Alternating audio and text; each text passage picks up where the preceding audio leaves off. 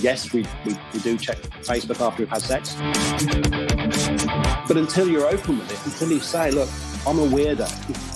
We're all fucking weirdos, man. Joe's workshops always do better than my workshops. It really bothers me. I'm known in some people's houses that fucking Todd. Hello everybody, welcome to episode 76 of the Optimize Me Now podcast. I am your host, Jamie Keeling, and I'm thrilled to be back with yet another fantastic guest. Before we get started though, please make sure you have subscribed to the show, and if you find value in this episode or any other episodes that you listen to, please do share it on your social media and send it to friends, text it to them, email it to them, just get it out there because it really, really helps. If you enjoy the show, then please do go and leave us a review as well. And if you're a business owner, don't forget to download my Bulletproof business app, which you can find on the Google Play Store and the App Store. I'll put all the links in the show notes, but it's full of resources. This podcast is in there, all my best content, planning forms and all that good shit. So get in there, get it downloaded and start using it to vastly grow your business. So I better introduce our guest. Today I have Mr. Graham Todd, or as he's more commonly known, Todd, or as he is also known, the social media cowboy. He's the content marketing manager and director at the Spaghetti Agency, who are experts in the space of training you how to use social media in the right ways to build your brand and your business, or they'll even do it all for you. Now, Todd's previous life was in a completely different industry, and we'll talk a little bit about that today. And he fell into the world of social media when he accidentally exploded his following and reach on Twitter. People then started coming to him to ask his advice, and it kind of snowballed from there until the Spaghetti Agency was born, which he now runs with his wife. Todd was also the Facebook lead admin for the For Networking online community group of over 27,000 members, and he also hosted arguably the most successful 4N networking meeting in Leamington Spa, and now runs one of the best social communities on the internet, the Spaghetti Besties Facebook group, boasting a very engaged and loyal 1,653 members and growing fast. Here to talk about the ups and downs of life online with what so many people are doing wrong and what you need to do to get it right in cyberspace in 2020, please extend an extremely warm welcome to Mr. Graham Todd. Welcome to the show, mate. Howdy, thanks for that. That was cool. I don't need to say anything now. Well, let's start at the beginning, shall we? Because as I alluded to there in the intro, you weren't always in social media. So where did it all start for you? No. It started in a transit van. That's where it started, as all adventures should start. So I fell into lots of different jobs, as I'm sure lots of people that listen to your podcast do and can resonate with. But I didn't really have a career of choice or anything. I just found a job working for a wine merchant back in, I don't know, 2002 or something like that. And drove around the world, well, drove around the country, shall I say, delivering wine. And that's kind of what I did. And I had a moment where I went to a wine tasting because my boss was poorly, and I went in his place and got chatting to some other wine merchants about their businesses, and just pretending to take an interest as you do, because I wasn't really interested in business then. I had a job, I wasn't interested in it really. I was just like making small talk. And one guy asked me how the business that I worked for was doing, and I didn't know you're supposed to say it's great, thanks. I said it's shit. No one had given me the spiel, and he said, "Oh God," and it's a bit like when someone says, "How are you feeling?" and you tell them you've just been diagnosed with cancer. They're like, "Oh, I was just kind of just saying hello," So this guy, anyway, he sort of on the back foot said, "Well, well, God, what's going on?" And I said, "Well, we've got a website that no one goes to, and a shop that no one visits." And he said, "Oh, you should join Twitter." And that was it. That was the thing that did it. He just said it, and I was like, okay. So the next day I joined Twitter, and that's where it all started. So when you joined Twitter, just explain to the audience what that was, because was this back in the day at the very start of when Twitter was kind of born, and how did you grow your following on there? What was the journey for you on Twitter? Yeah, so it wasn't like the beginning of Twitter, and I was quite late to social media, if I'm honest. I mean, I've only been on Facebook for 12 years, I think. So I was 4 years late to that game. But when I joined Twitter, I think it was the beginning of 2010. That was when businesses started to think and look at it like, shit, should we be on Twitter? A bit like now where people are looking at TikTok and going, should we be dancing next to music? It was kind of that. And no one knew what to do with it. They were like a kid with a parent's gun, oh, what do I do with this thing? It looks cool. But so I did what everyone else did. I joined and was like, I sell wine. Do you want to buy some? And I did that for like 3 months and no one bought any wine. I did all the mistakes that everyone does still to this day on social media. And you see this, I know you see this because you're in spaces I hang out, where it's just sell. And everyone's like, yeah, but I'm talking about Brexit over here. And they're not interested in your sales pitch. So I made all the mistakes and stuff, which I think you have to do in life, right? You have to make mistakes and learn from them. But mine was all very accidental learning. And because I didn't need Twitter to work really, I mean, the business was actually all right. It was the bits that I saw that was struggling. They actually had a really good business model and it worked very well, and lots of word of mouth stuff, which is really important, far more important than building a community. Word of mouth is solid. But I played with it and I dicked around with it. And eventually when I got an iPhone as a company phone instead of one of those shit Nokias where you could only really play Snake on, I was like connected to the internet. And then I started to just share what we were up to. And that's when I tapped into the power of storytelling, and how important it is to share your business story. And once I started doing that, people started showing interest. But still, I didn't get it. I didn't twig to me that was powerful, because my boss kept saying, well, where's the sales? And it was like, oh, sell some stuff. Okay, buy my wine. Nothing. Take a selfie when I'm parked next to the House of Parliament. 5 or 6 likes or favourites, as they were called back then, and then a comment or two, and then that was it again. Social media is a harsh mistress, but I just mucked around with it. And this is a big thing that you see a lot of people doing, is either selling too much, as you've already said, or just posting nonsensical shit that isn't relevant to their message, their brand, or their business, or what they should be talking about. How did you eventually find that balance then between the story side and then introducing the business elements to that? Oh, that's a great question. Purely organically and accidental, but what I realized is that people actually care how things happen. And I was studying for my wine, WSET, which is the wine and spirit education something. Is that where you just go and get pissed a lot and drink lots of alcohol? Basically, just got smashed. I tell you what, all wine tastes the same after you've tried 5. That's all I learned.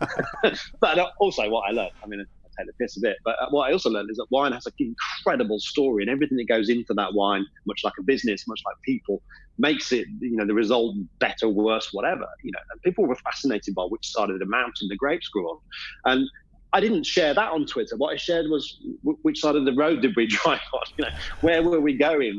What marquee were we at this weekend? And we had quite an eclectic business. It wasn't my business, so I worked there, but we did like weddings at the weekend, high society stuff, things I couldn't talk about. I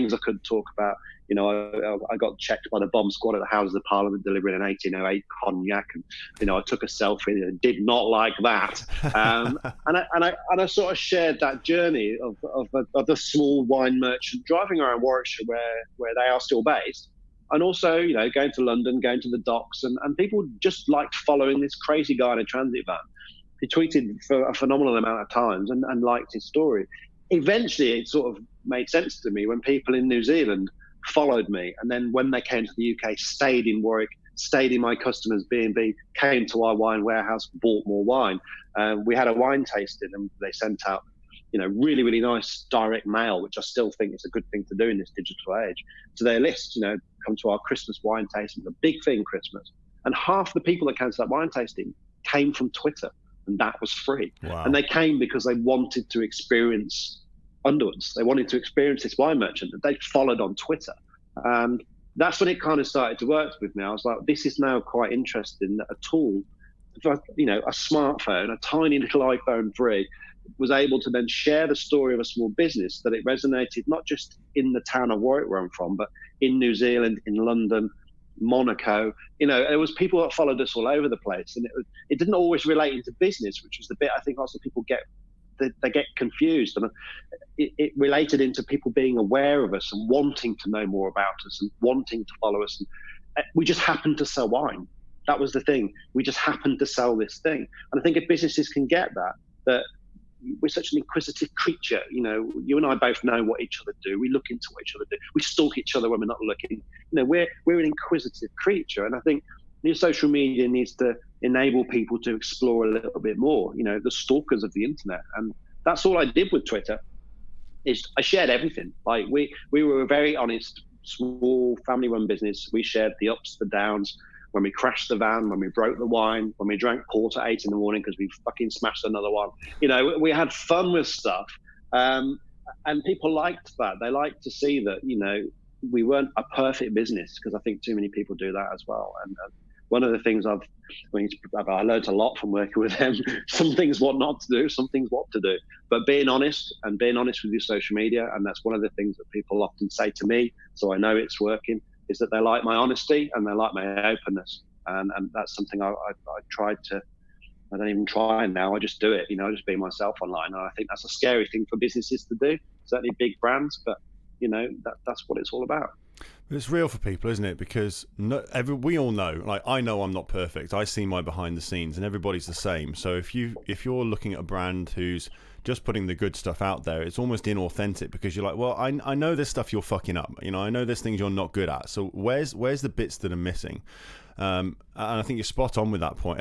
Listening to you talk there, it was almost like you're the British white van man version of Gary Vee, from what you were talking about with what he was doing with Wine Library over in the States. Yeah, well, it's like when I got into digital properly and then found Gary Vee quite late on, you know, he didn't inspire anybody because I didn't know who he was, because I was driving a van and I was very you know, we were all in our own little bubbles. My little bubble was my own Twitter following of like 2,000 followers, and you know, engaged 2,000 followers, but there was a tiny little bubble.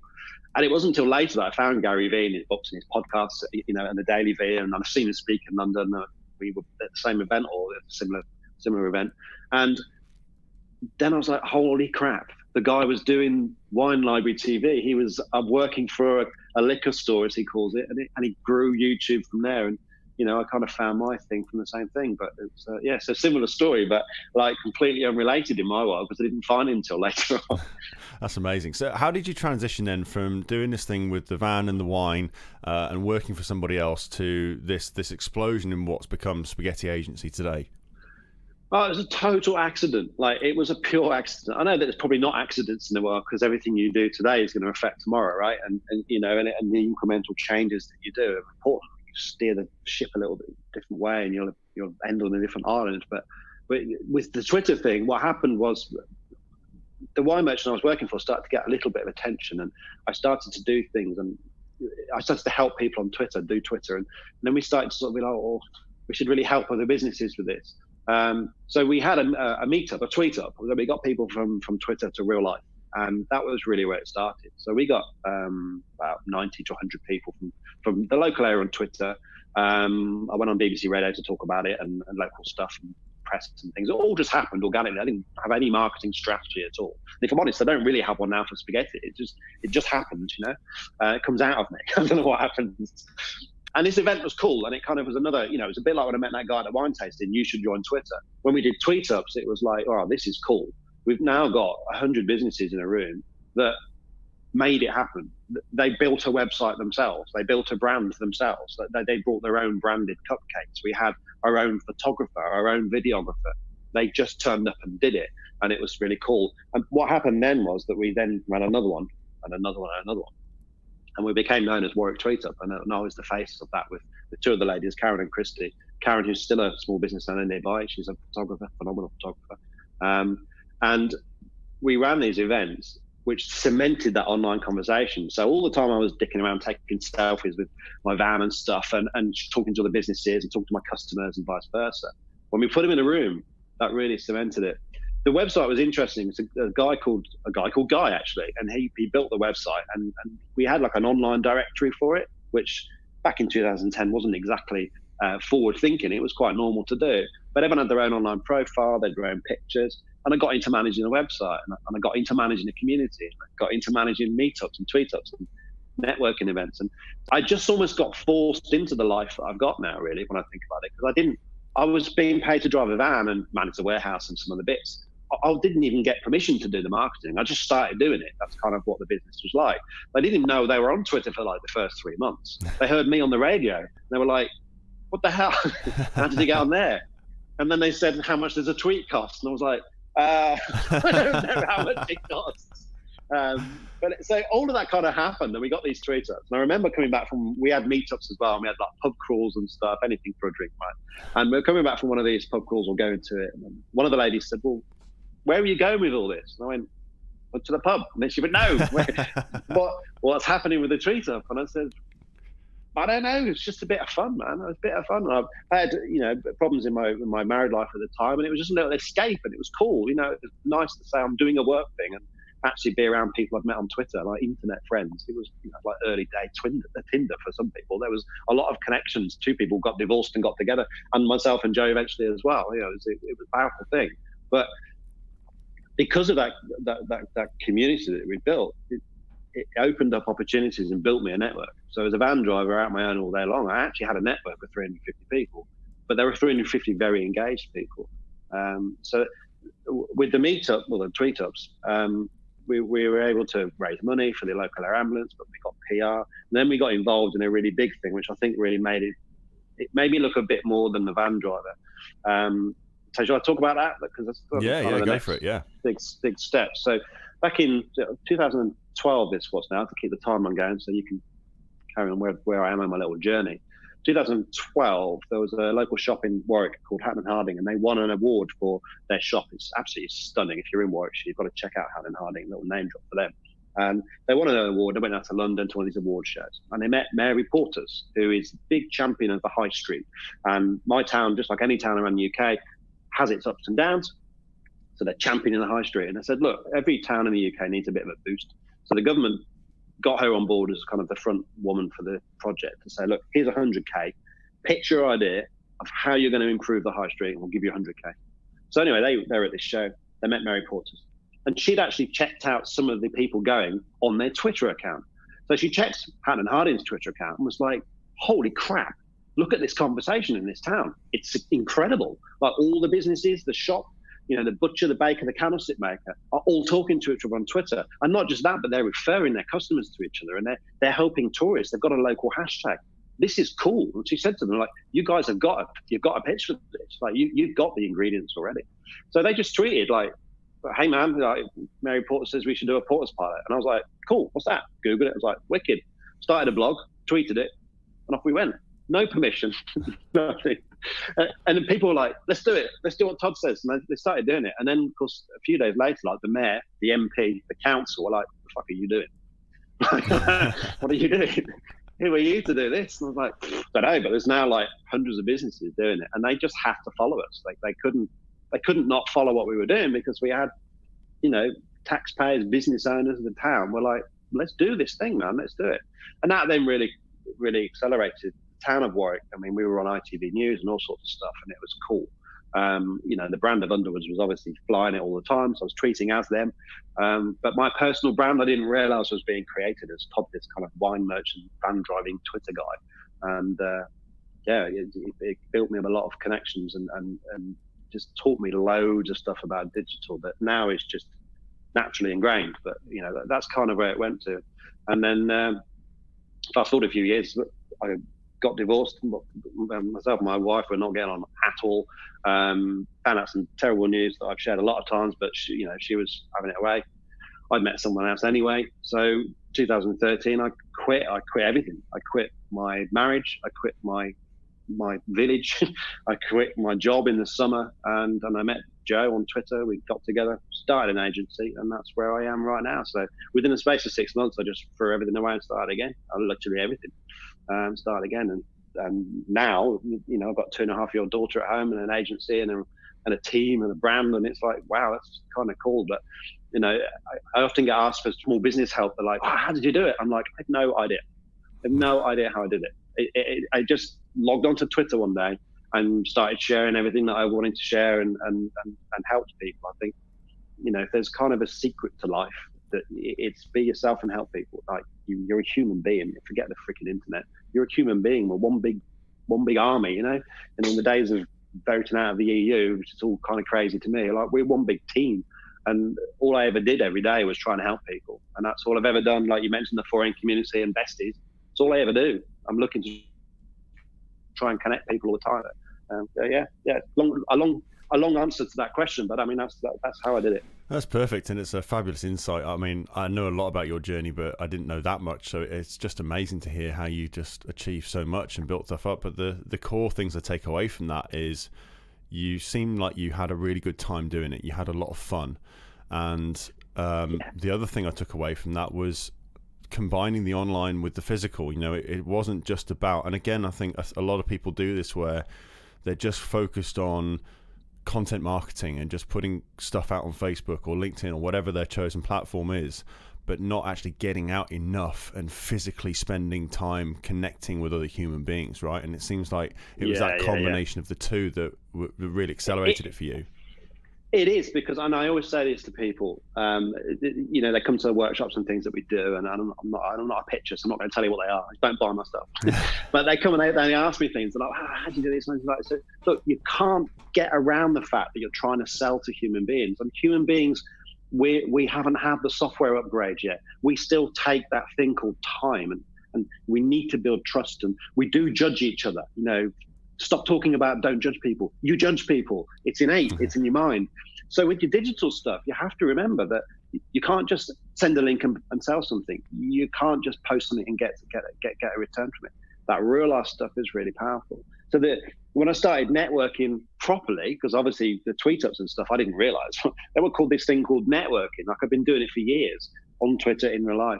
When I started a business and I joined for networking, I started meeting people and then connecting them on Twitter, because that's what I did, and no one did that. And I was like, why aren't you using the internet with the real life thing? Because that's really important. You know, I've done that for years, and it's really, really powerful, because you can build all these relationships online. They don't mean jack unless you meet them in real life. They don't. Like, you and I nearly fell out online once. We did. And then we met in real life. Didn't we?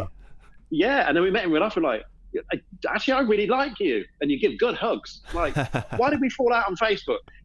Facebook and Twitter, and it's just a tool. It's a tool to reach people in real life. And the moment you forget that, you lose the internet. You lose the game. And what I'm now doing with Spaghetti Besties, which is our Facebook group, is the same thing. All of these people I've met in real life, I'm getting them into digital, and I'm getting people into digital, and I'm making sure they meet me in real life as well, and the people in the community. So we've just finished our first meetup. We had 70 people in the restaurant. It's like history repeating itself. Very close to where the first tweet up was.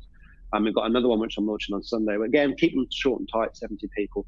But the people in the community are creating the event, because it's more important. When we did the first meetup, not only was the energy incredible, like, if people left it, I was like, God, what was that? I was like, that. It's people from the internet that have met in real life. They forged all the relationships, and then they press the flesh, and then it's all energetic and everything else. And it just proves that these digital relationships are great. You've got to meet in real life, because you're a human being. And, you know, brands that get it really, really well make sure that they involve human stories and emotions in their marketing. But small businesses have got a real David and Goliath advantage, because we can get out and about and hustle and speak to people and go in the trenches of business and actually meet people and see them. But if you're doing the digital and not the real life thing, or the real life thing, networking, and not the digital thing, it doesn't work as well. It's the joining up, which is what you're alluded to do. Especially with the online stuff, because what you see online or what people show online is often such a small part of who you are as a human being. And like you say, being able to actually connect and touch flesh and be around those other people's energy, that's a really powerful thing, isn't it? Yeah, and I think, you know, I talk a lot about energy now, and I know that you do. There's so much about being a human being that we will probably never understand in our lifetime, even with all this tech and all this stuff. I mean, we're now in a misinformation society anyway. We don't know what to believe. But there's this thing about energy. And when I used to run the networking meeting, which was, you know, possibly one of the biggest ones in their 14-year history, it was because of the energy. And it was because of the energy that we pushed into it online and then followed up in real life. And people would come to this meeting and they go, God. And I remember we had this lady that came in, and she's an energy healer. That's her job. It's what she does. And she walked into the room, she stopped in the doorway and looked up and around and went, what's that? I went, that's lemons and evening. we both knew what we meant. You know, it was like, wow, this is cool. I said, yeah, this sits in this room for a few days after we go. You know, this is cool.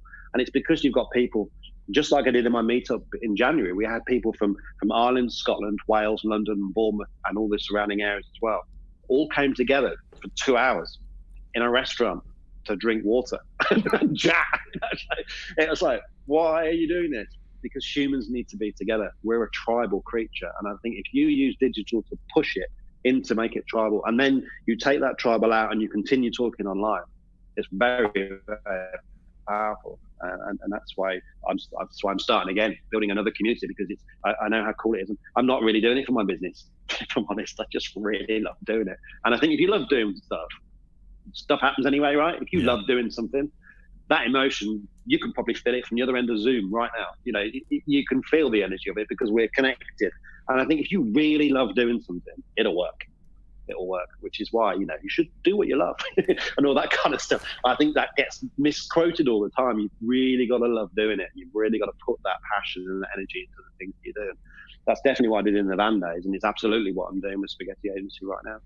I think you're spot on, and the whole do what you love thing is so cliche these days, isn't it? It's spouted out by gurus left, right and centre, but I think the way I interpret that is you get this healthy obsession with what it is that you're passionate about, and you it becomes a way of life. Like for me, with business, with taekwondo, with family, like that's such a strong part of me. Like that's me. That's my fucking life. It's not something I do. It's not something I go to. It's who I am. And when you can approach your work in that way, like it's not about do something you love, but you just kind of you box it in this 9 to 5, and you only do what you kind of have to. You do everything because you fucking love it, and because you want to do it, and because it's such a big part of you. Yeah, you know, the 9 to 5's a classic. You know, like I saw an internet meme the other day which made me chuckle. You know, we come out and we force ourselves to wake up. We force our kids to a school they don't want to go to. We force ourselves in a traffic jam to sit in a traffic jam we don't want to do a job we fucking hate. You're like, what the fuck? And I walk across my traffic jam because my office is near my house every morning on my iPhone, chatting to my community, getting the coffee I want to go buy, coming into my office, which is full of cactuses and branding, and sitting down and thinking, yeah, I like doing this. This is cool. And people actually just pay me for it, which enables me to do it. But it's like the giving back thing, I think, is really important, you know. So if I love doing this, but I love helping other small businesses, you know, grapple with this online marketing thing that no one really understands because it's constantly evolving, and showing them how to use it, and then them getting results from it.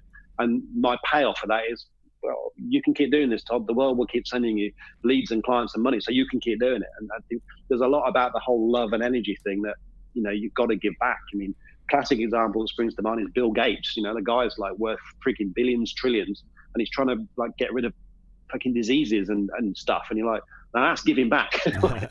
It takes all of our money and then tries to kill like polio or whatever he's trying to do. You know, like you need to have almost that model in. And I know that you read a lot of personal development books, you know, and I've actually read the Code of the Extraordinary Mind, which you recommended to me, which is fantastic. And there's a lot in there about, you know, do what you love and do a great job of it, and put all your heart and soul into it, but make sure you're giving back as well. Make sure you're helping people along the way. So, you know, we're at the moment, my Facebook group is all about that, but there's another plan in the future for giving back as well, because I think it's not an evangelical, pointless, stupid thing to say on someone's podcast. It's actually what life's about. You're supposed to do that. You look at, you know, like Indian families, for example, you know, the grandmother is usually in charge of the family, and they have all the knowledge, and they're wise and they're respected because of that, and because they can give back, and it's an important thing to do. I think in certain societies that gets forgotten. So yeah, have wealth and stuff, but hey, what about the people that you followed past on the way up? You know, it's I don't thank everyone I should thank. I don't give back to as many people as I should do, but you know, like you said, you're not perfect, neither am I, but it's a cool thing to aim for, right? 100%. I'm interested then, if you could go back and do it all again, what would you do differently, if anything? What would I do differently? I think, first of all, you can't go back, so you can't change it. And everything that I've got now is because of that. The ups and the downs, the screw ups, the fuck ups, the successes. So I'm certainly grateful of everything that I've done. I'm grateful of when it went wrong, because whatever happened after that got me to where I am. And I'm quite happy where I am. We always want more. I'm happy with what I've got. But if I went back, I think I would just be braver to make the move. Now, you know, if I'd have leaped in 2012, I probably would have missed a year of development where someone was paying me to drive a van and I could dick around for free on the internet. But there's lots of times when I've been like a little bit unsure to jump, you know, making that leap. And I think if I could go back, I'd sort of tap myself on the shoulder in 2012 and say, do you know what? It's time to go, man.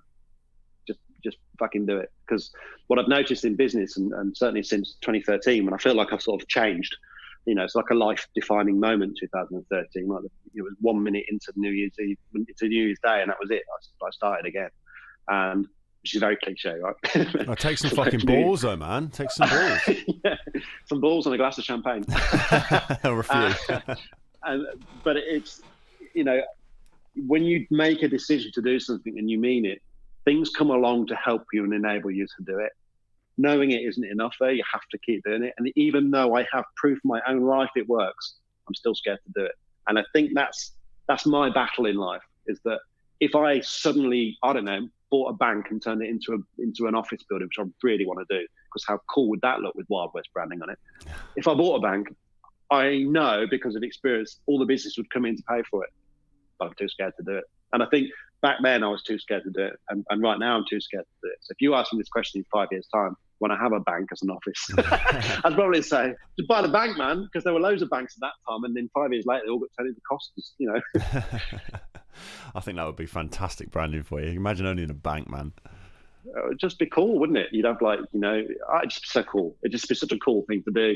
I don't know why banks, I was talking to someone the other day actually in finance, and I said, banks miss the moment that, no one uses a freaking bank anymore. Like, I don't have a checkbook, and I do all my banking on my iPhone.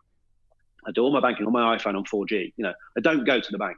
What banks should have realised is that their spaces are community spaces. They should have built the coffee shops in them and owned the freaking coffee shops, like BP did with Starbucks. BP and Starbucks had a meeting and were like, should we just hold hands on the motorway? Yeah, let's do that. Well, banks were like, no, we're a bank. Everything's going to be all right. No, it's not. We want to drink coffee in there. We don't want to do any more banking. They should have done both. And then they could have got more clients and more customers and everything else. But what I'd like to do is have more of a community type business in the future, because clearly when I do stuff with communities, it accelerates my business. So I think my office needs to be a community as well, and young entrepreneurs or business networking or something along those lines, because it's that people element that I get off on.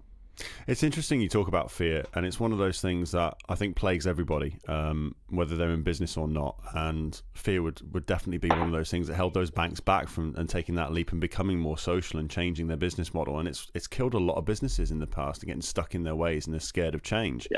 But I don't think it's something that ever goes away. Like, if you're always pushing and always growing and always kind of thinking bigger and evolving, you're always going to be scared about that next step. And I think that's an important message for people to understand, is that you're never not going to be scared. It's about just kind of getting out there and doing it anyway and taking that leap. Yeah, I mean, I'm a father for the second time, and I'm looking at my daughter with like a completely different view of I looked at when my son was born. He's 13 now. And so I look at Bob, she's a girl. I look at Bob, my daughter, and see this incredible piece of equipment. It's just like, ready to learn, totally freaking fearless. If we weren't allowed to try and even walk until we were 12, 10, 11, we wouldn't walk, because we're so scared of failing at that point. When you're 2, you don't give a shit. You want to stick a fork in a plug socket? Stick a fork in a plug socket. What's going to happen? Shit, I'm not doing that again, But you learn from it. I think when you get to a certain point where you are quite rightly fearful of things, because you're protecting yourself. We've got this inbuilt kind of protection system. But we've got to remember that in the last, 100 years or so, the world around us has changed in such a phenomenal way. We haven't caught up yet. Our old brains, and I'm not a brain expert, but you just think about it, right? Our brains haven't been changed. They haven't had the software update. They're like, what the freaking hell's going on? How are me and you talking to each other right now? We don't even know. We are trusting the internet. We're trusting our headphones, and we're trusting the Wi-Fi. Where the hell is it? Our little brains are probably scared shitless right now. So the moment we say, right, we're in a really scary, really, really place, what we're going to do is stay there and then do a bit more and then jump over this extra scary place. Our brains are like, you are not doing that. You're going to stay right here and get rid of all this internet stuff and stop watching Netflix. I have no idea what it is, but it looks dangerous. Our little brains are scared shitless. You look at the wonder of a child with a pen writing on a piece of paper. That's where our brains live. They're like, wow, that's cool. I can get this and write on there. But you and I are using internet and connectivity stuff that's just way beyond anything that was ever dreamed of. Even when me and you were at school, We would never have dreamed of this stuff. And, I think people, like Apple and Google they're phenomenal human beings, Elon Musk, incredible people to visualize what's going to happen and make it happen. Most people are like, I've got no idea, what do you want to happen? I don't know. This is kind of cool what I got here. Yeah, but it could be so much better. How? This is like the limit. I bought an Ultra HD TV at Christmas, and now there's 8K. I'm like, fuck, how good is that going to be? This is great. That's going to be amazing. So I think the fear thing is just, as you say, always going to happen. It's really normal, because why wouldn't you be scared about this if you're a 1,000-year-old brain with the internet, and business is the same thing. It's why people have jobs, right? It's seen as secure, working in a bank was secure. It's secure. It's a job for life. Well, not anymore. I think it's one of the most important skills that we can build as human beings, and it's something we just have innately when we're kids, because we're so much less aware of what could go wrong, right? And as we get older and we become teenagers and young adults and then older still, I think the more we can train ourselves to move towards the things that we fear. That's certainly been my experience anyway. I've learned so much from things that I've been scared of when I've actually forced myself to go out and do them. Public speaking, fighting, all of the things. I was bullied at school. The idea of, I used to have a recurring nightmare where I'd get jumped by a gang of blokes and I wouldn't be able to move, I wouldn't be able to scream, and this came back again and again and again. And it wasn't until I started training in Taekwondo in 2013 and first class, I never had that dream again. It's never come back, man. And like the things that you learn when you push yourself to do the things that you're scared of, and be prepared to fail, be prepared to fall down on your ass. I know that that's such an important part of moving forward. It's like you can't be successful in anything without going through those knocks and scrapes. No, it's so right. And it's a narrative that's constantly going around my mind at the moment, because I know I need to fail again. I haven't failed for a long time. And that sounds like I'm being big-headed, but it's not. It's a criticism on myself. I love criticism, but it's a criticism that I've not pushed it for a long time. And some people, certainly the small business community, hang around and think, oh, Todd's smashing it and this and that. No, I'm not. I'm just keeping it really safe between the parameters that I know I can cope with. I've got to face lots of fears, lots of things. My business has got to this cool plateau at the moment where I need to go there or go back down there. I've got this bit that's like, well, if we stay here, this is kind of like a bit hard work. For me to get there, we'll go back down there. And but my thing at the moment is like, you've got to face the fears. What you learn when you fail is what makes you a success. And I know it's right because I've actually experienced it myself. I've just got to kind of convince whichever part of my mind at the moment is like, just chill out, man. Just check your bank balance again. Like, how are we doing there? Oh, we're not quite got enough LinkedIn followers. Do you want to just? It's just like, it's just noise. It's just noise. It's like a magician. You watch close-up magic. I've got a few friends that are magicians. And I forget the word that they use, but they basically distract you by taking the piss, being flirtatious. That's what your mind does. It's like, well, yeah, but you've not quite got enough petrol to do that. And what if no one wants to do business? You probably need a new roller banner if we go networking again. Why don't we get the new iPhone? Let's just do that. Let's invest in. You think, fuck, it's just noise. Just do the thing you want to do, and that's where I am right now. There's a few things that I want to do, but I'm like, oh no, yeah. Well, but what if? What if? But I think that's part of being a human, isn't it? That's the journey, right? And you come out the other end and they're like, right, what did you do? Well, I made a few fuck ups. Good job. That's good. What did you learn in the fuck ups, and who did you tell? That's what it's about. That's what it's about. Buy the fucking bank, Todd. Buy the bank. So look, let's talk about the for networking community, because that was where we had our little tiff, and it was a group of 27,000 plus members, so it was a fucking huge group, right? So what were the biggest challenges in adminning and managing a group of that size? The thing with that community is that they came from everywhere. They didn't come with a kind of a connected purpose. So when I did Warwick Tweet Up, we were all small businesses, mostly in Warwick and Leamington, where I am. So we all knew each other. There was the chance we would bump into each other in Tesco, so that we weren't going to kick off. Whereas the for networking community was full of people from all over the place. Some people didn't even know what for networking was. So there was a really big challenge there, that they didn't respect the house that they were in. It was like a party you went to as a kid. When it was a party, your parents had gone away. Let's get to this party, and then you get gate crashes. Those people always fucked it up. the people that gate crashed, they were the ones that broke the window. They were the ones that broke the Ming bars. They were the ones that had sex in your parents' bed. They didn't respect the house. Whereas the people of Full Networking really respected the group, and they were great, but they were a minority in that group. So, I don't know how many, it was very difficult to even tell with Facebook groups, but you're talking hundreds of people in there compared to the, whatever it is now, 28,000. Hundreds were actually Full Networkers. The other thousands, they were just anyone from all over the place. And that was what they wanted to do, grow it that way.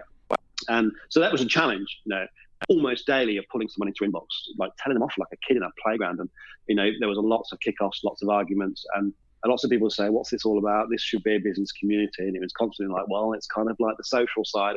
You're constantly like, saying, this is like the social side of business and it's okay. And now I look back, I'm like, that was not okay. That's not what it should be about.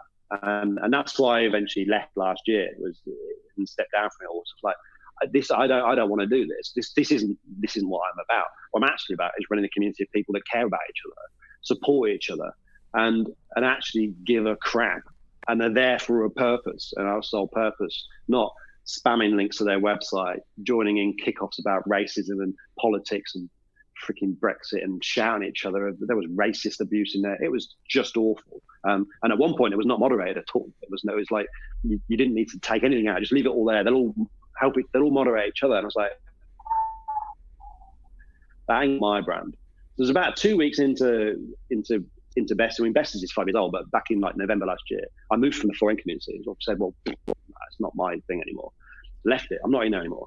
And just, started posting a bit more in my group. And people just came over and they kept coming. They kept coming. And to this day, it's still a really nice place. But we had one person who tried to just make it his own, tried to kick off on purpose, tried to be the media headline, and I just removed him. I kicked him out and deleted all of his content. And I said, not in my group. And I told my group, he's gone. That's not what I'm having in here. And without saying it, if you do that, you're out as well, because that's not what it's about. So I'm supportive to a point, but just like a good parent should be, occasionally you got to say no. Discipline's important. No. Discipline's important. Get that respect, right? Yeah, and it's not respect because I'm an alpha male. It's not respect because I want to be a bully. I was bullied at school as well. I've always wanted to help a team. I was the noisy left back in the football team. I was the school prefect that actually, kind of wanted to help people get around the school. And it's the same with the group.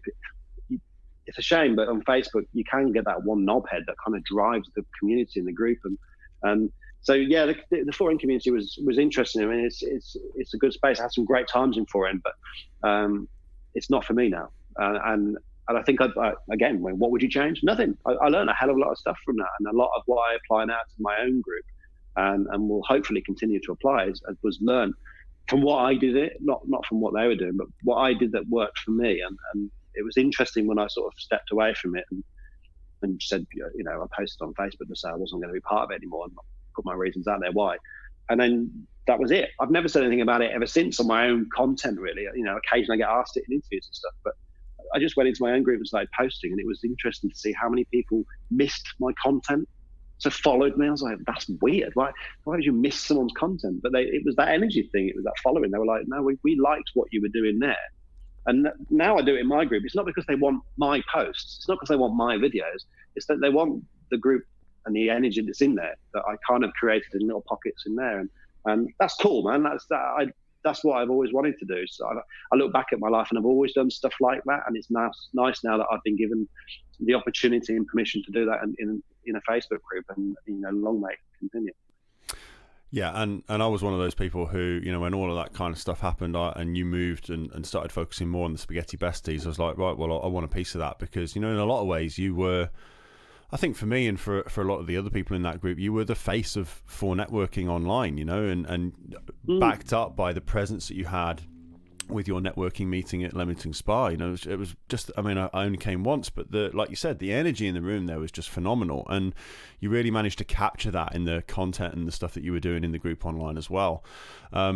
Without dragging up, you stepped down as community leader, and then it all kind of, there was a bit of an explosion in terms of how it all ended there, and you kind of moved formally away from the community as a whole.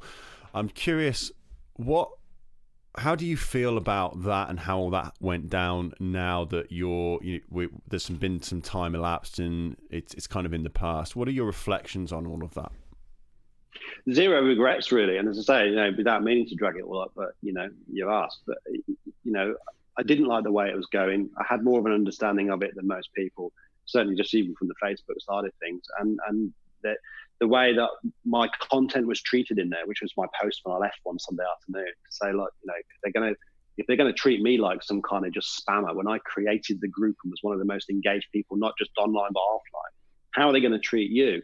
And there was so many people, and I said this to someone yesterday who's I think a member or not a member or whatever now, and they said they joined because of me, and I said that is why I did that video. That's why I shared why I was leaving. Someone said to me the other day, it's a bit like you've updated your TripAdvisor review. It's like, well, yeah, because for 4 or 5 years, I was like, you've got to come to this meeting, you've got to do this, you've got to come here, this is cool, this is great. And, at that time, I wasn't lying. I was getting so much value from it personally, business, and everything else. But it changed, so I updated my review.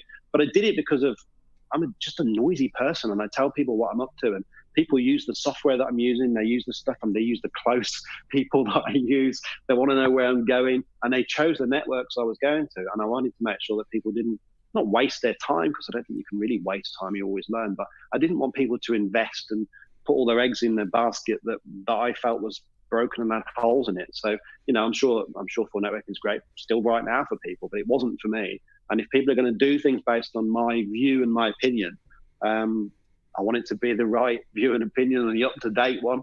So, I've still got content on my blog about full networking. I've updated it at the front to say no longer a member. But, the content in there, the way to get the most out of the network at that time was correct. But, yeah, it's been a good thing. I don't regret what I did. I've not done anything content-wise. This is probably the biggest piece of content I've done about it since leaving.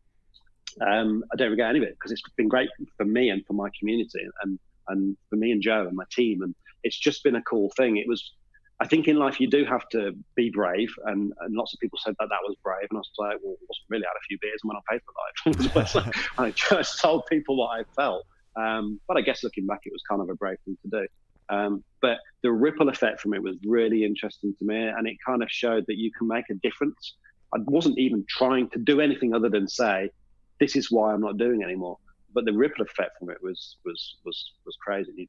Someone like me that lives online should have really realized the ripple effect, but there was no plan. I got a text from a good friend the next day saying, hey man, I hope you're okay. I got hundreds of these texts, by the way, messages. Oh shit, are you okay? I was like, yeah man, I'm cool. Why? And I was totally oblivious to the ripple effect of it.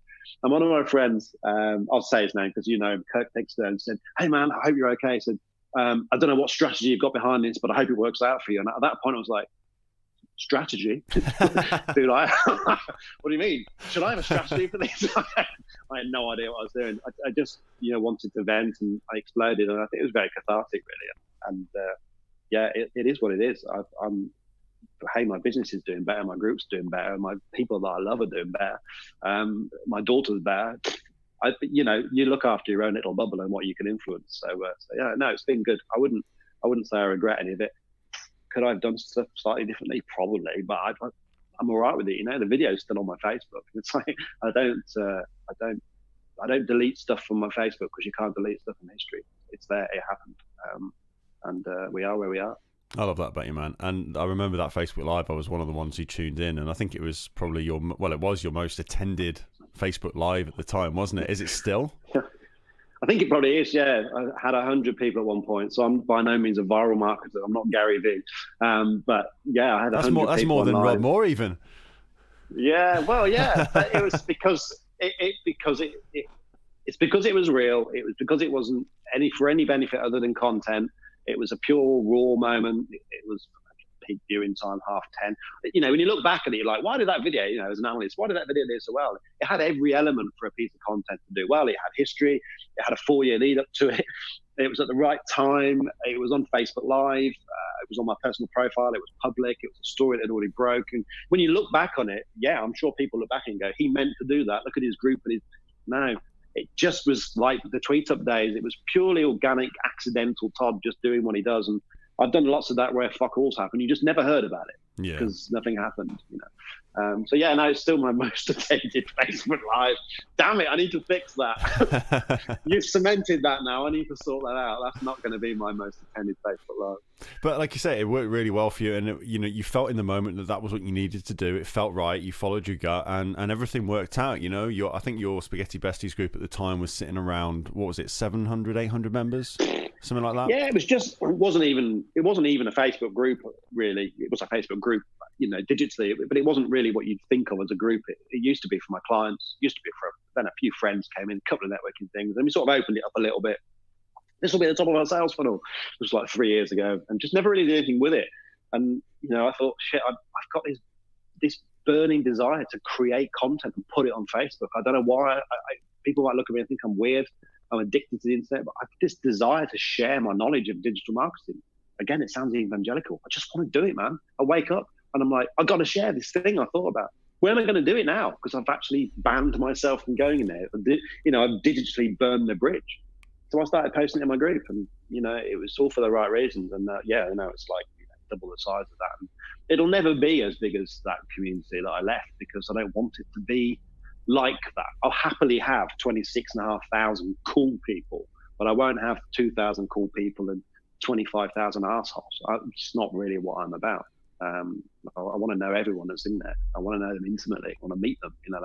So 1,650 people in the Facebook group is fuck all. You mentioned Rob Moore, he's got a cool group, like over 10,000 in there. But again, it's a nice vibe in there. Rob Moore should have way more people in his group, but the vibe is good. It's a good vibe. We're all in groups where there's 350 million people in there.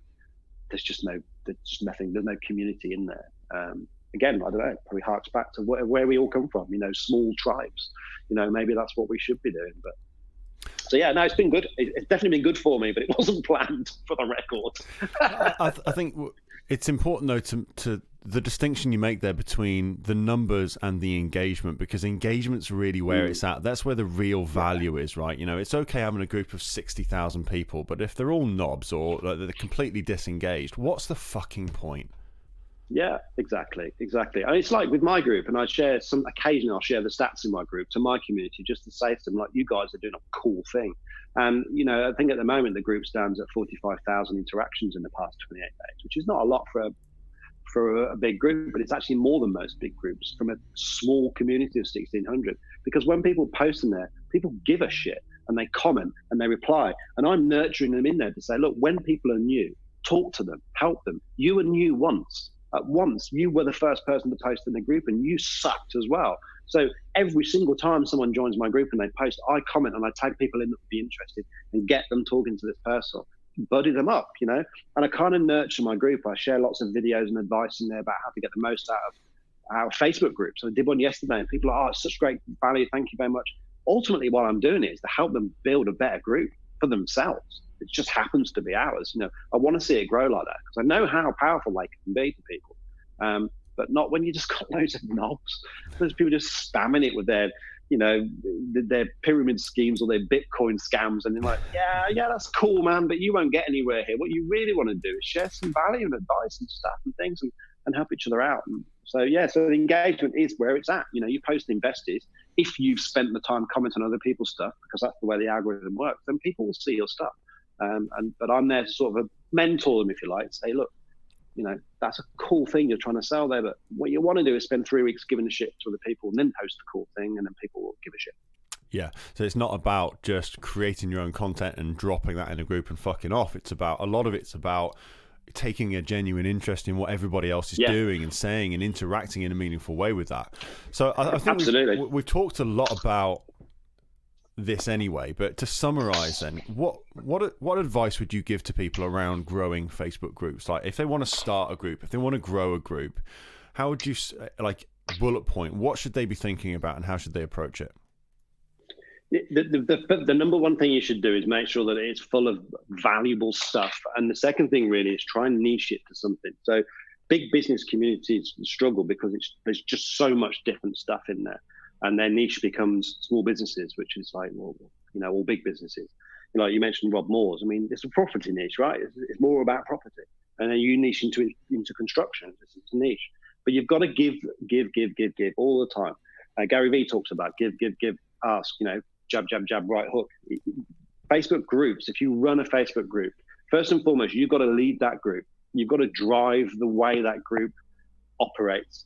You've got to make sure that the style and the feeling and the energy in that group has a certain, direction to it. So Joe and I, my partner Joe and business partner Joe, we post in there between us 10 times a day, different stuff, but just keeping it going. And I had this kind of ability to understand when like a room of people are getting bored, and I get it on Facebook as well. I'm like, we need something. And so I'm doing that all day. I'm trying to keep it going like this all the time. And at the moment, it's about the meetups. I know that it's important to keep these meetups going. So in your groups, there needs to be something more than just posts, something more than just people trying to, yes, spammers is one of those things, but people need to add something of context in there, something of value, something with depth, not, what shade of tea do you like best out of this diagram? And here's 16 pieces of toast. Which one are you? Fuck off. You're just doing it for comments. And what comments are you getting? Are you a baker? You are a baker. Cool. Stick with the bread thing, man. But if you're not a baker, why are you sharing pictures of toast? It doesn't make any sense. If you're a digital marketer, share stuff about digital marketing. If you're into Taekwondo, share about why that's good for your mind and your body and your spirit. Go into that in depth. There was a really interesting post at the beginning of the resurgence of Besties, a lady called Leah, and she sells essential oils. And she just posted a thing about essential oils. Massively long post, too long. Image, no one knew anything about it. And she hadn't commented on much people's stuff to start with. So 3 reasons why a post didn't do too well. But buried in the center of it was just a brilliant comment that said that she can give like a reading and a collection of oils to base on how you're feeling today to make you feel better, and just a bit of fun kind of thing. So I copied and pasted that and inboxed that, and I said, just post that bit. Leave out of a post there, but post that bit. And she had hundreds of comments compared to 3 on the other one. Wow. And it's just play with it, play with the groups, toy with what's going on. I did a post in my group the other day. It's called a safe rant zone. And I said, post your rant below. Now, because of the vibe in the group, no one was racist, homophobic, sexist, or anything. They posted about parking, road rage, the shop. Someone posted a picture of someone with a trolley in the hand baggage only area. It was just the same vibe I'd expect from Besties. It was all friendly. People were lolling and shouting. There was a tailor in my local town who just vented, but he's like proper suited and booted, and he just went at it and he said, I feel so much better now. That post did better than one that Joe did, which was a gratitude post, like double the amount of comments, 450 comments compared to whatever Joe's is on now, a couple of hundred. And I did it to test, negativity drives people, but you need the right negativity. So play with it, add value, show up, drive it. That's really what you've got to do. And don't be afraid to take people aside and give them a helping hand, give them a cuddle occasionally. I definitely did that with the 4N, and I do it with Besties as well. And if you want to completely steal my model, have meetups. It's working really well for the group. How much, cause you mentioned there that you post like 10 times a day, and you do a lot of content. You do video, you do all kinds of content. You post a lot. How much time do you need to put into it? Because it seems almost like you're on Facebook like 24/7. So how the hell do you have a family and run a business and do everything that you do online? Because of my smartphone. I mean, my smartphone saved my life really in my van days, because I was able to communicate with the world. And yeah, I mean, a lot of the posts in my group, you know how it is. You're in the shower, you're driving the car, you're changing your kid's nappy, you're like, fucking great idea. But you can't do anything about it because you've got a wet wipe in one hand and a pair of feet in the other. So, I use Siri to dictate stuff. I often have a moment where I'm feeling really creative, and I'll bang a load of posts in my group and schedule them through the app, so that they go out all the time. Sometimes posts land on Facebook and they surprise me. I'm like, shit, I don't even remember writing that now. But it does take time, What doesn't take time? What doesn't take time? Everything takes time. You can't be an overnight success. Besties is a 5-year overnight success, someone told me yesterday. But it's that fear thing gets in the way to start with, because you can't be great at everything. And you can't get everything to be a success because it all needs time. So then the fear's like, well, which one's the right one? Which door do I open? Well, we don't know. But you've got to pick one of them, 2 of them, 3 of them, and go all in on it. It's like I say to people with social. Don't do all social. Don't get distracted by TikTok. If you don't think it's the right thing, just stick with Facebook that's already working, or have a plan B when Facebook eventually, one day, Facebook won't be here. It won't be here one day. It's just the way the world works. But you do have to spend a lot of time. I mean, I get that update from my iPhone every week of how much screen time I've shared, and it's horrendous how much time I spend on Facebook. And I haven't linked it to my Mac. Fuck, I don't need all the rules. I don't need all the data facts. I don't need to know how much combined I'm sharing on it. But yeah, it does take a lot of time. But because I enjoy it, because it's something I really get a lot from personally, Joe and I have kind of tried to put in a rule at home that during dinner time, until Bob goes to bed, we don't look at our phones. And that has not happened. I'm very conscious that that's not a cool thing. I don't want my daughter to think that of me just like this all the time. Although she has learned to see the branding and shout spaghetti, which I think is kind of fucking cool. So I'm having that. but yeah, no. How do we fit it in? Micro moments. So I listened to a podcast by BT a few years back that talked about micro moments. And it was to promote 5G basically. And you know, you've got these micro moments. If I walk from here to the shop, I can post a Facebook update. If I'm sitting down having a crap, I got a micro moment right there. Can't do anything else. I'm sat there. So I use my phone. I'm one of those 38% of people that admits they're using their phone on the toilet. The other 62 people are lying. You know? It's like everyone's using their phone. You can find the time if you want to do something. You know this for training, for taekwondo, like you have to find the time. You have to get up and do that run if it really means something to you. I'm trying to get back into my fitness at the moment. I'm not, because it doesn't mean as much to me as the other things. And, you know, just have to be honest with yourself for that. So if you want to grow a Facebook group, why do you want to grow a Facebook group? There's got to be a reason for growing it. If it's just for sales and there's no emotional anything in there, I'm not sure whether it'll work for you. If you want to grow a community for a reason, for a purpose, I suspect it will be easier for you. Speaking from my very limited experience. I think that makes a lot of sense. And I suppose the best analogy for me in the Taekwondo world is I got very good very quickly, and people, when I would turn up to class, would be like, "Oh, you're a natural. You're built for this. You're tall. You're lanky. You're just naturally good at it." You are fucking huge. I mean, like you've already won. So like, shit. Yeah, you'll get people like that, especially at competitions. But for me, it was like, yeah, you're seeing me come to class for an hour once a week on a Sunday, and more as I started to compete more. But initially, it was just that, and it was like, I would get home and I would spend 3 or 4 hours in my living room going over the stuff we'd done in that class. But even more than that, like I'd go for a shit and then I'd do 10 press-ups after I'd been every time I go to the toilet, I'm doing 10 press-ups.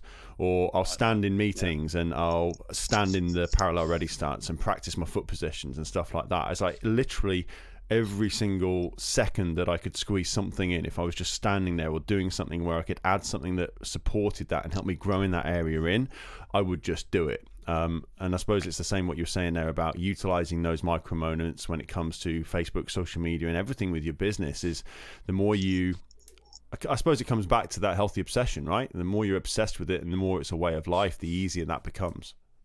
Yeah, which is why, firstly and foremost, why human beings are the top of the food chain, if you believe in that kind of thing, because we realize that we should be good at one thing and then work with the guy that's good at the other thing, and the woman that's good at the other thing, and a kid that's good at the other thing, and listen to the grandmother because she's good at that thing. But yeah, you've got to be really passionate about it. I hate to say, like, it's such a cliche. You've got to be really passionate, really into it. It's got to be kind of an end game to it, or just a kind of an energy, a feeling to it. And you need to pick a few tools. I think we are a very distracted creature when we're looking around, and there's a new thing here and a new thing there. And, you know, I come across lots of businesses that try something for 6 weeks, classic January diet, you know, and they get to like 16 days in, fuck it. I don't want to do that anymore. That's not working. Well, 16 days. Of course, you've not got into those genes yet. It's the same with a Facebook group. It's the same with LinkedIn Live. You know, for it to actually work, you've really got to go with it. And, you know, there's a lot of early adopter kind of stuff that kind of tempts us. Like, I was first on Periscope. I did the first ever Periscope from anyone I know. And yeah, I got some business out of that. I got some good stuff out of that. It's actually how I met For Networking as a client through Periscope. But like you say, when you go home from the classes, when you log off from Facebook, there's a lot going on. I read a lot. I watch a lot of other stuff. I critique every single post in my group and elsewhere.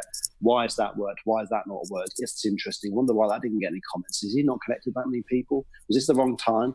And I'm hacking, which is, I feel, easy to do in my world because it's very digital and you can see it. But I'm sure it's the same everywhere else. You know, like, you know, why did you beat that guy in Taekwondo? Was it your size? Was it this? Was it that? Was it the preparation? Was it the 10 press-ups after that shit? You know, you've got to know. And I don't know whether you have the ability to do that on mass, on loads of different topics. And right now in the business, what I'm trying to do is get to where I'm adding the most value, which is growing communities, speaking, being on podcasts. So thank you for having me on this, and doing that stuff rather than the day-to-day stuff in the business. So I've enjoyed being a business owner. It's cool, and we've run a good business. It's been great, and my accountant says it's good. I don't know what I'm looking at, but I need to get people below me to do that, and I think that's what you need to. If you're listening now and you're trying to make something work, Facebook, social media, whatever, you have to go all in on it, and you have to accept that it won't work straight away. It's a 5-year overnight success, all that kind of stuff, because sport's always a great way to look at it. These people have been playing football since they were 2. Buying a pair of Nikes now ain't going to make you Maradona. It's not going to work. You're absolutely right. And we talked a lot about Facebook groups here and how powerful they can be.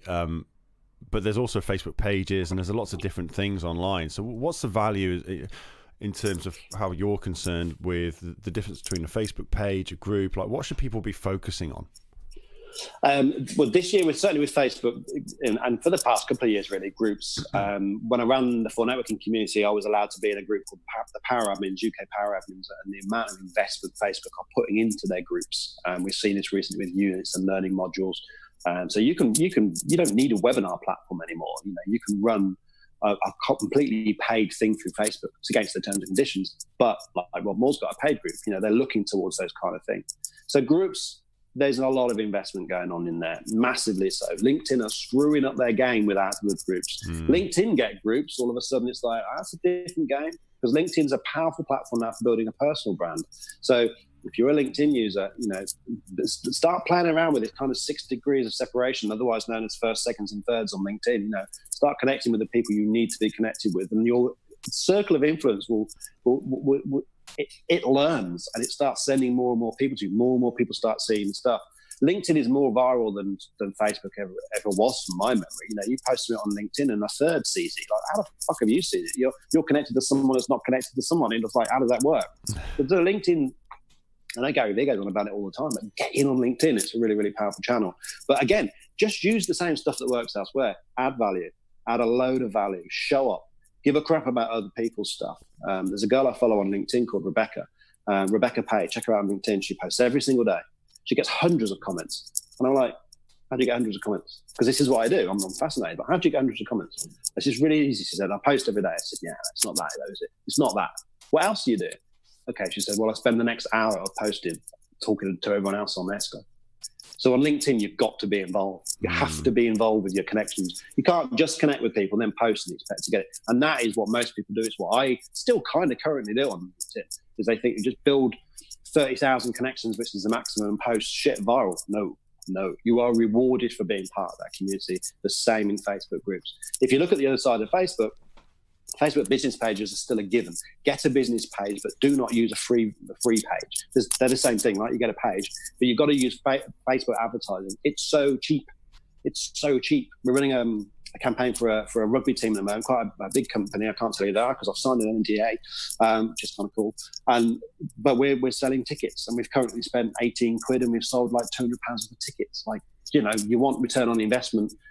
To just run advertisements through Facebook because it's so targeted. I read an article the other week from a journalist who was almost annoyed but intrigued that she started being advertised on her Facebook for baby clothes. And she was a single career woman with absolutely no interest. Her clock wasn't ticking or whatever they say. And she was, why is this happening? And she realized that she had not logged her period on her period tracker app.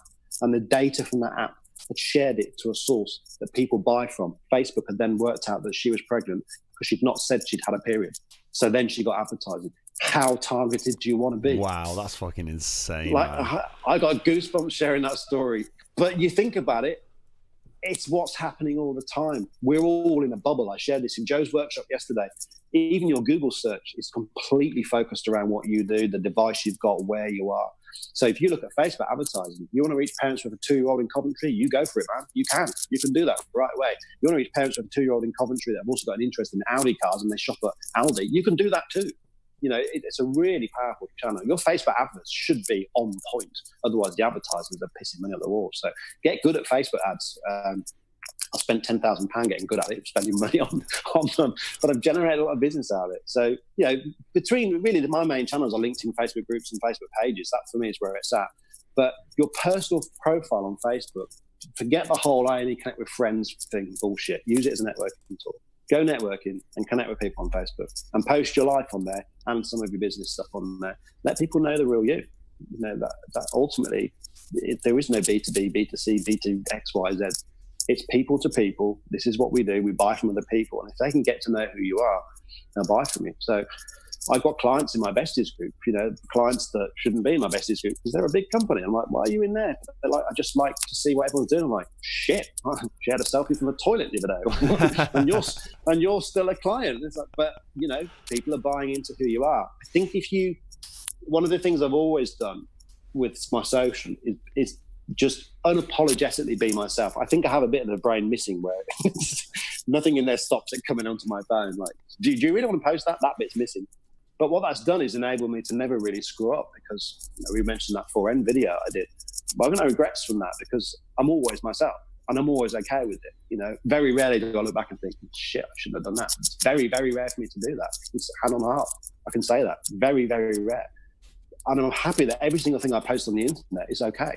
Because if you're posting things on WhatsApp or Snapchat, someone can see that. Someone can screenshot that, blow it up, send it to a local printer. I could screenshot this picture now and send it to a printer. It could be on a wall in Leamington in 2 hours. So I never put anything on the internet that is not me. Yeah. And then I'm all right with it. And if you don't like that, that's cool. And I think that's the bit that maybe people don't like about me. It's like, if you don't like me, then cool. We don't like each other. That's fine. The brand is very much about that. Some companies don't like the brand. Some companies love the brand. Cool. I don't have to have loads of conversations with people that don't get me. Perfect. And that's kind of what I use my personal Facebook for.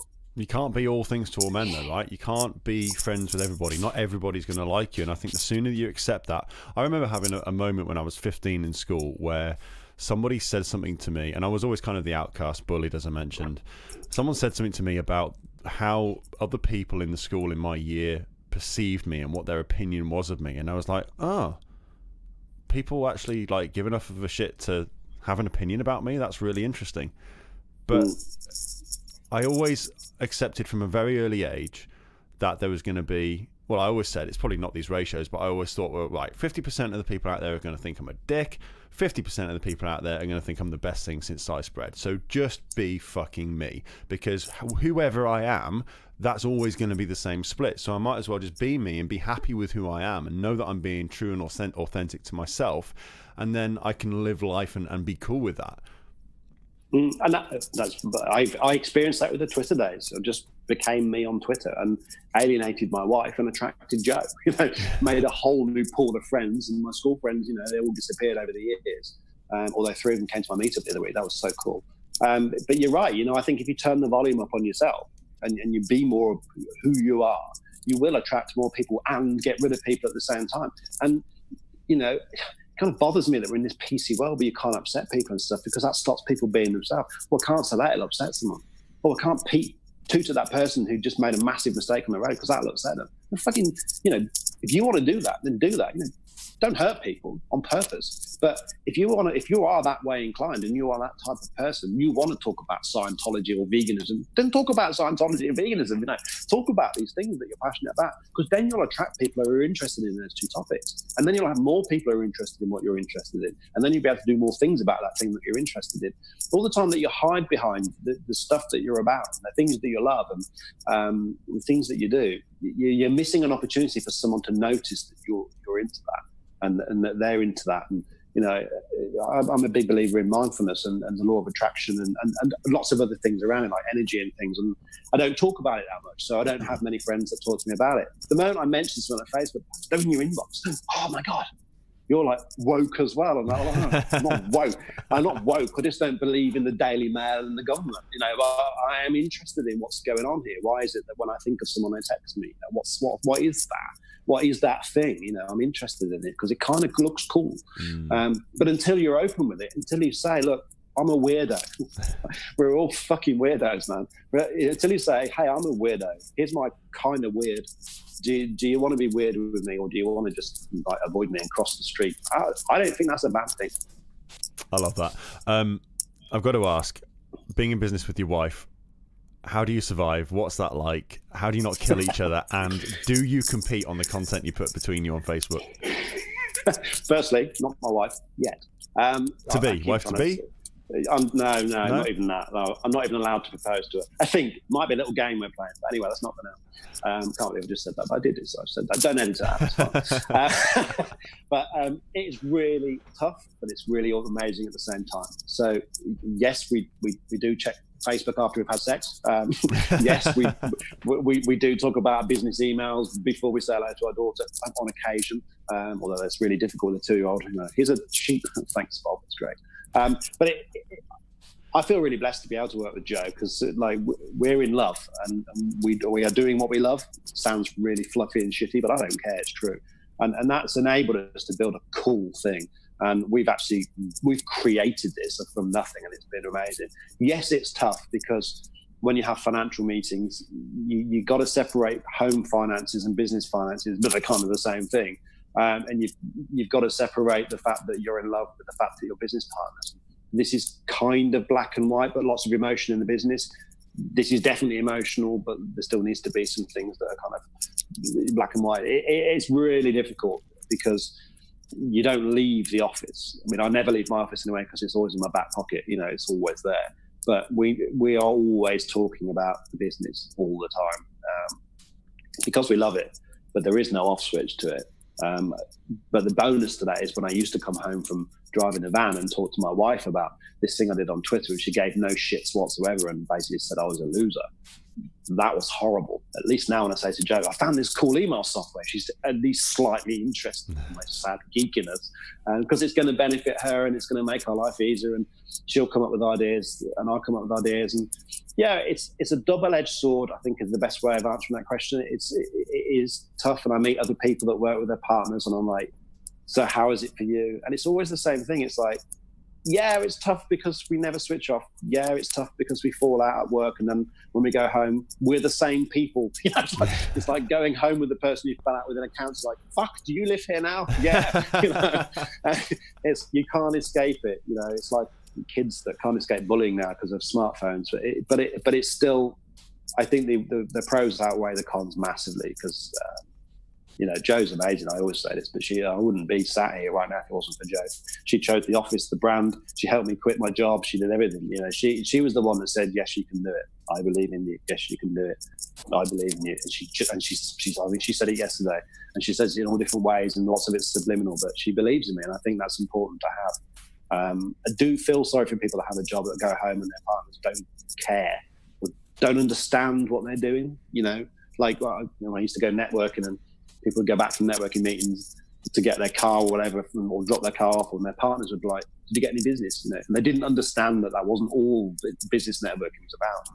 People that say to me like, my husband keeps telling me to get off your Facebook group. And I'm known in some people's houses that fucking Todd. It's kind of cool.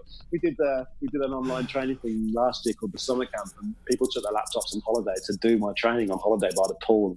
As much as that was cool, I felt really guilty for the kids and their husbands who didn't understand that they're growing their HR business and they were growing their personal training company. And so yeah. It's cool and it's bad. I don't know what Joe's answer would be to that. Hopefully the same, but yeah, it's difficult. But I wouldn't change it, and I wouldn't change it at all. That's beautiful, man. Whose content's better? Damn it! I thought I'd sidestep that. All right, here's a really fucking awful story. Judge me or whatever. When we found out we were pregnant, I was like, this is going to be cool for social media, and I thought I can't think that. And Joe actually kind of thought the same thing, but not as much as me. So when we had like the scan photo, and when it gets to that point where it's safe to sort of talk about it, because not all conceived children make it, do they? So you wait that moment, and then we got this photo. We're like, we've told our mum and dad, we've told my brother, we've told your mum and dad, we've told a couple of our close friends. It's time to post it on Facebook. So we got our phones, we got the same picture, and we said, let's post it at the same time and see who gets the most likes. That did happen. And I won. I won by quite a long way, to be fair. And we've since done it with our dog. It's terrible, but it's science, man. I'm interested in it. It's research. I think I definitely get more reach than Joe, but that's because I post a lot more stuff. But hey, here's a lesson in life. I shoot more shots like Michael Jordan than Joe ever does. But sometimes Joe will post something and it flies because she rarely posts, so people see that as a kind of a highlight thing. I'll post a phenomenal amount more. So if you look at my success rate, it's probably the same as Joe's. But you take more shots, you miss more, but you win more too. So I just wish I could apply it to the rest of my life. What advice would you give to other couples who are in business together? Ooh, that's a great question. That's a good question, man.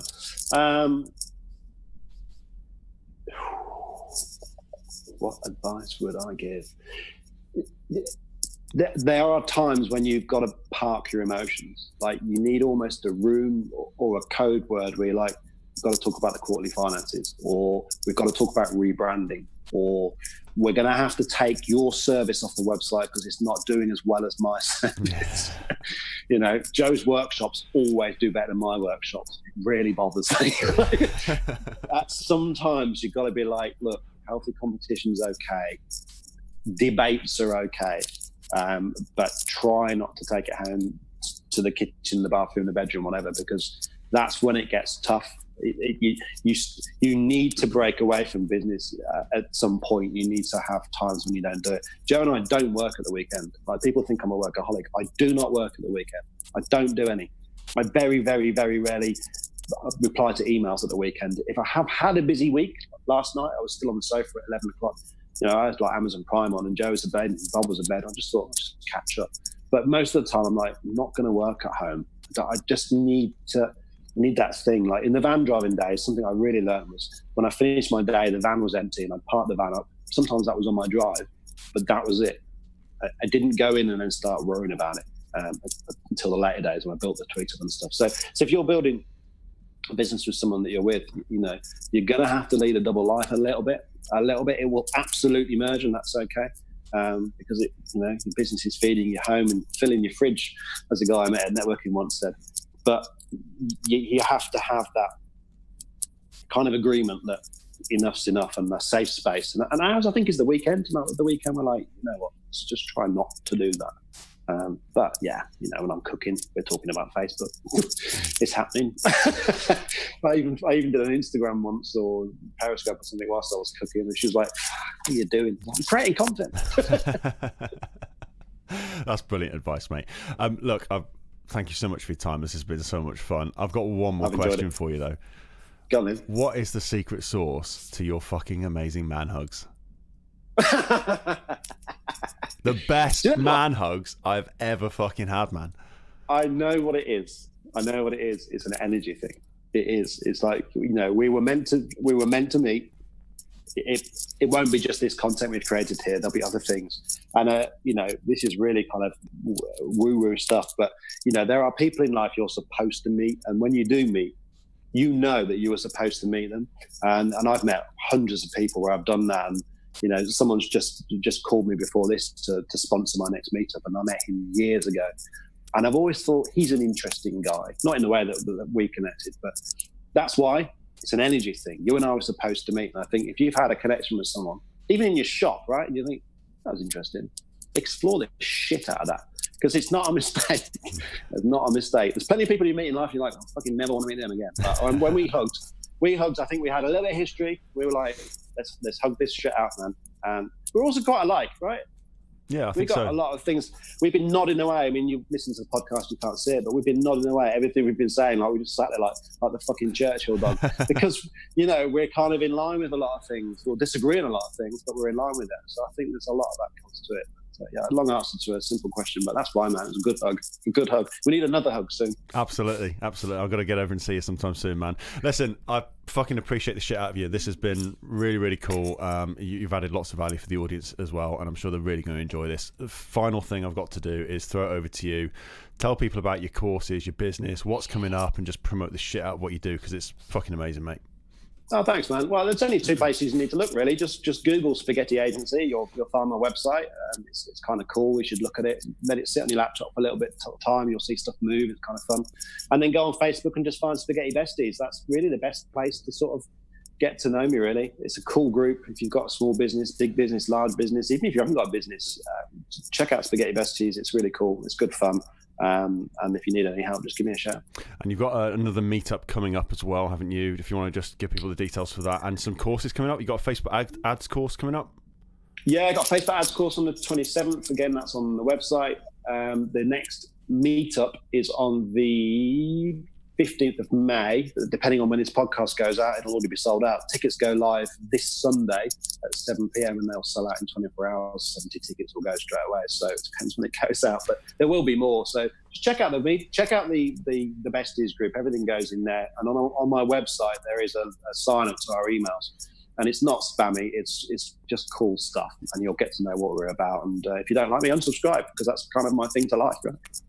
Awesome, mate. You've been phenomenal. Thank you so much for coming on the show. Pleasure. Thanks for having me. Take care, mate. See you soon. Mr. Graham Todd, ladies and gentlemen, that was fucking good fun. Really enjoyed that. What a phenomenal guy. I love that guy.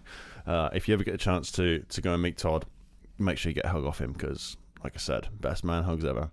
Go and sign up to, get into his Facebook group, Spaghetti Besties, and look out for his events, because anything to do with social media, marketing, SEO, Facebook ads, all of that kind of stuff, they do some phenomenal courses on. I think they're all in-person workshops as well. If that's the secret sauce you need, then get involved. Go and connect with Todd on Facebook as well. I'm pretty sure he's on LinkedIn. Given that he's a marketing guy, he would be kind of foolish not to be. So, go and get involved with him over there.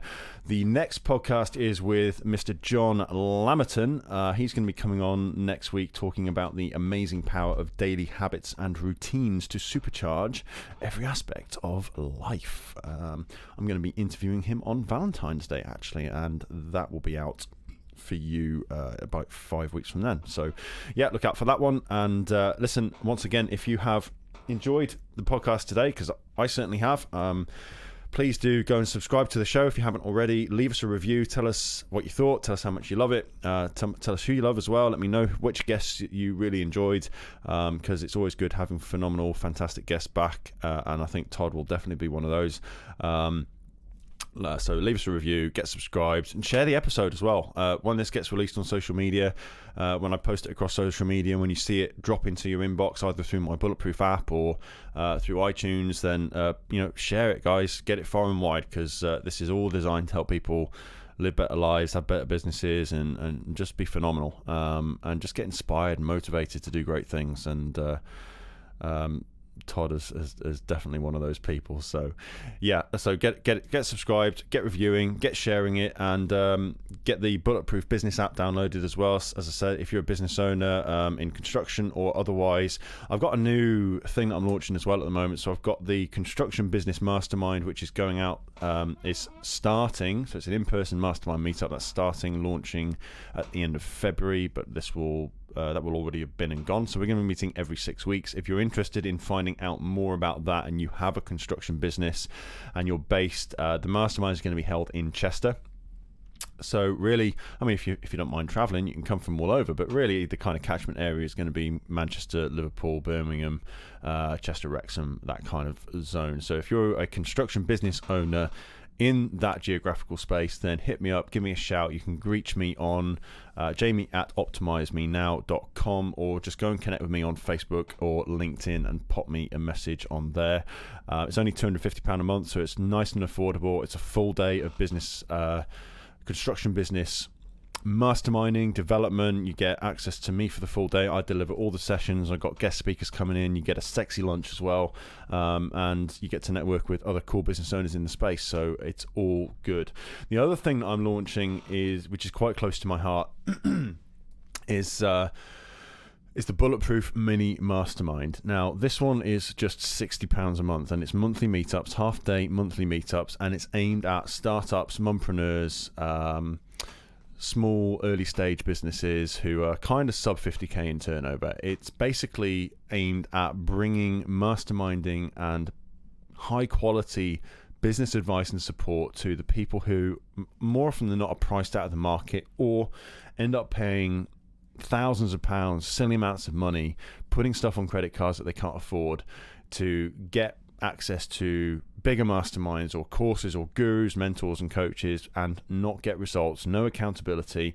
And I'm just pissed off with it. I'm fed up with it. You know, I see so many people with courses that end in a 7 and multi-thousands of pounds and all this shit that's been going on with Samuel Leeds as well. You know, there's a lot of that. That's a big problem in the coaching and mentoring space. So I want to change that from the ground up, from the inside out. And that's what this mini mastermind is all about. It's about showing the industry, showing all of you guys, showing those gurus and those coaches and mentors that actually you don't have to be charging multiple thousands of pounds for a lot of the stuff that they're offering. As I say, this is just for 10 business owners per group. I'm launching groups in Chester, Liverpool, Manchester, Leeds, London and Birmingham, so pretty much all over the country. Each group is going to be for 4 hours. There's going to be a maximum of 10 people per group, so everybody's guaranteed to get at least 20 to 25 minutes focused on their business, working out their problems, working on their strategy, and helping you to move forward and get great results without it costing the earth. I mean, you know, if you can't afford £60 a month in business, then like everybody can afford that, you know. And for the kind of advice, I've been in business for 14 years now. Run multi-million-pound businesses. I've got my own coaching business, consulting business now, which has been going for 2 years and helped tens of business owners to get great results. And you know, we've grown revenue from like £2,000 a month to £10,000 a month. We've increased profitability from like net profits from 8% to over 25%. You know, done that in like 3 or 4 months. So this stuff really works because I cut the bullshit and it's real business advice from a real business owner without all of these tricks and hacks and tips and all of this stuff where you've got to game the algorithm and game this and game that. It's just fucking real stuff that works, and focused on you and focused on one-to-one. You know, these are group events, but you get, like I said, 20 to 25 minutes of one-to-one real time directly with me, plus obviously benefiting from all the conversations that happen with the other people in the group. And as if that wasn't enough, for the members, the paying members of the Bulletproof Mini Mastermind, I'm making an hour's worth of one-to-one coaching available to you for just an extra £60 an hour. So if you need or want more over and above what you get in those mini mastermind sessions, it's just going to cost you £60 per hour for that. And again, I think that's fair and it's affordable, and it's going to give you the support that you need to get great results. And as if that wasn't enough, you're going to get full access to me and support through a private there's a community group on Facebook, so go and check that out. It's Bulletproof Mini Mastermind on Facebook, so go and check out that group. But when you download my Bulletproof app, and anybody can get the Bulletproof app, it's totally free. All the resources on there are completely free, so you can start using that now.